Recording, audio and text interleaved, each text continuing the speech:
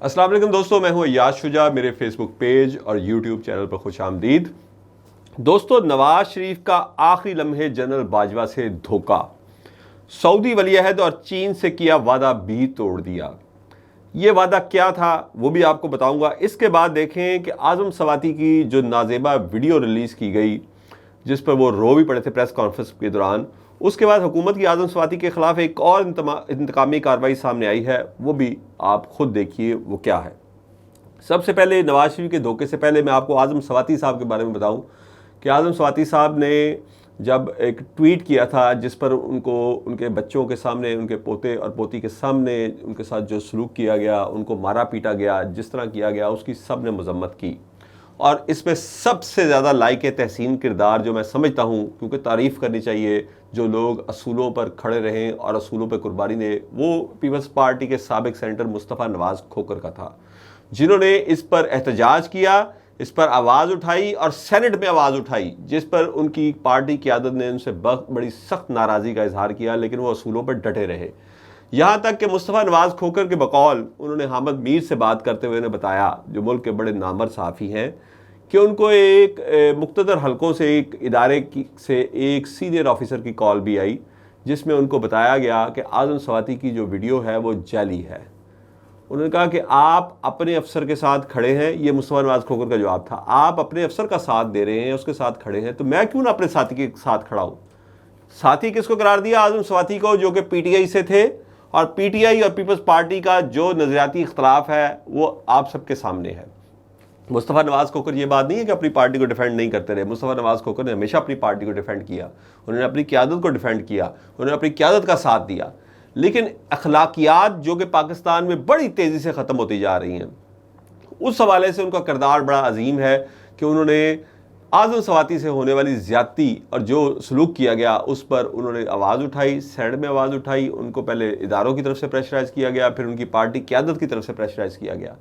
लेकिन उन्होंने फिर पार्टी क़यादत की जानिब से जो इस्तीफ़ा मांगा गया उन्होंने इस्तीफ़ा दे दिया, लेकिन वो अपने मौक़िफ़ से पीछे नहीं हटे। ऐसे लोगों को सलाम करना चाहिए। अब मैं आपको बताऊंगा कि हुकूमत ने आज़म सवाती के ख़िलाफ़ एक और कार्रवाई क्या की है। ये इंतकामी कार्रवाई ये है कि CDA कैपिटल डेवलपमेंट अथॉरिटी ने आज़म सवाती की अहलिया को नोटिस जारी किया है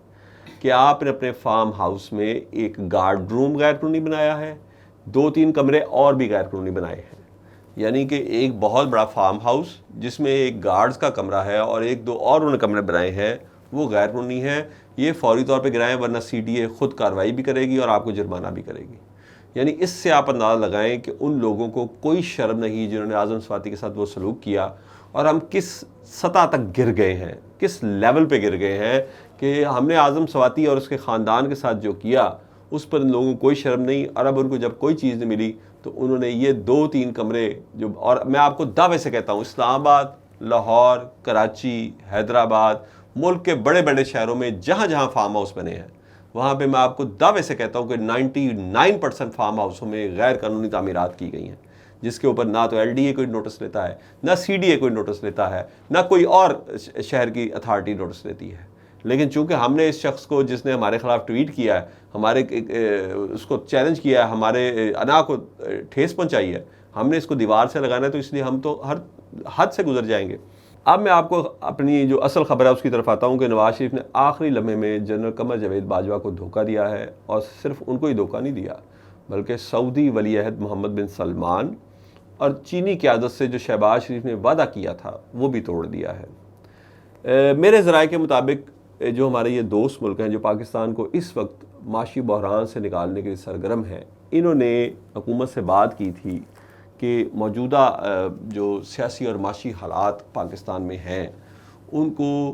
दुरुस्त करने के लिए, इनको बेहतर करने के लिए कमर जावेद बाजवा को जो है एक्सटेंशन देनी चाहिए उस वक्त तक कि जब तक कि इन मामला से पाकिस्तान बाहर नहीं आ जाता, यानी चंद माह की एक्सटेंशन। इस पर जो बैकडोर राब्ते जारी थे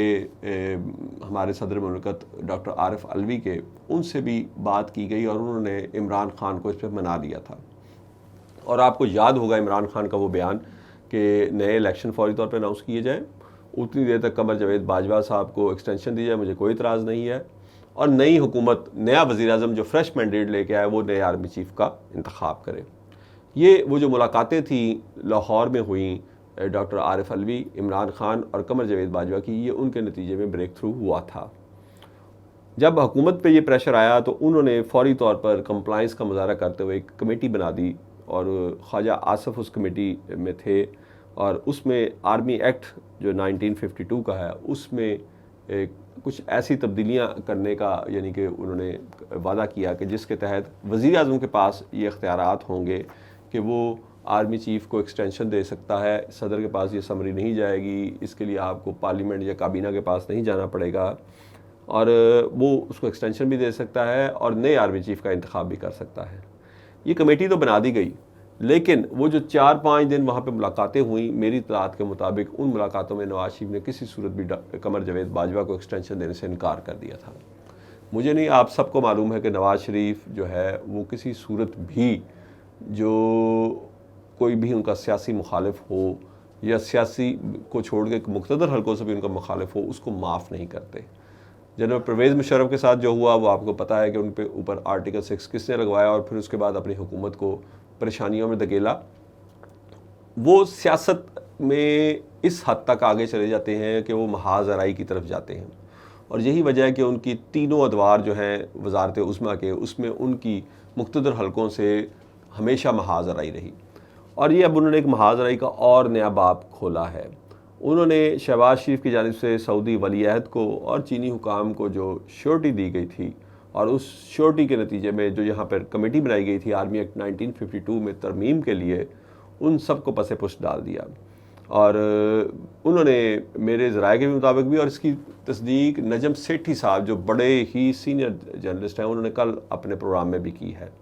کہ وہ کمیٹی کھیلتے رہے، اور پھر وہ وقت گزر گیا جس کے بعد جنرل باجوہ کو خود کہنا پڑا یا ان کی طرف سے پیغام دیا گیا کہ جی اب تو بالکل وقت جو ہے سر پہ آ گیا ہے۔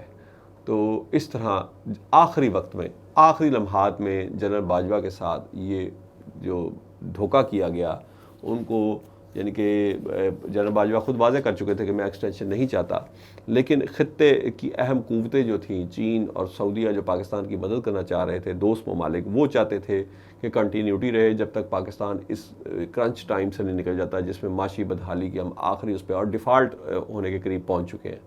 تو وہ چاہتے تھے کہ پاکستان اس کرنچ ٹائم سے نکل جائے اور اس وقت تک آرمی چیف جیسی اہم تعیناتی نہ ہو، اور باجوہ جو کہ پچھلے 6 سال سے ان تمام معاملات کو دیکھ رہے ہیں، وہی اگلے چند ماہ بھی جو بڑے کروشل ہیں ان کو دیکھیں۔ لیکن نواز شریف نے اپنی ضد، اور وہ سمجھتے تھے کہ ان کی حکومت جانے میں جنرل قمر جاوید باجوہ کا، یا ان کی وزارت عظمیٰ جانے میں جنرل قمر جاوید باجوہ کا بہت بڑا ہاتھ ہے۔ انہوں نے اپنی اس ضد اور اپنی وہ جو ان کی محاذ آرائی کی ان کی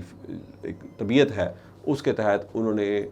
نہ صرف حکومت کو مجبور کیا بلکہ حکومت نے ایک طرح سے دھوکہ دیا قمر جاوید باجوہ کو کہ آخری وقت تک وہ کمیٹی جو ہے وہ کام کرتی رہی، لیکن پھر ان کی ریٹائرمنٹ کا وقت سر پہ آ گیا۔ تو اس طرح ایک بار پھر نواز شریف نے جو اپنی جو ان کی محاذ آرائی ہمیشہ اداروں کے ساتھ رہی ہے وہ جاری رکھی ہے، اور اس کا بڑا اثر جو ہمارے ذرائع کہہ رہے ہیں کہ بڑا اثر موجودہ حکومت پر اور اگلے انتخابات پر بھی آئے گا۔ مزید اپڈیٹ اور خبروں کے ساتھ پھر آپ کے پاس حاضر ہوں گا، اس وقت تک کے لیے اجازت دیجیے، اللہ حافظ۔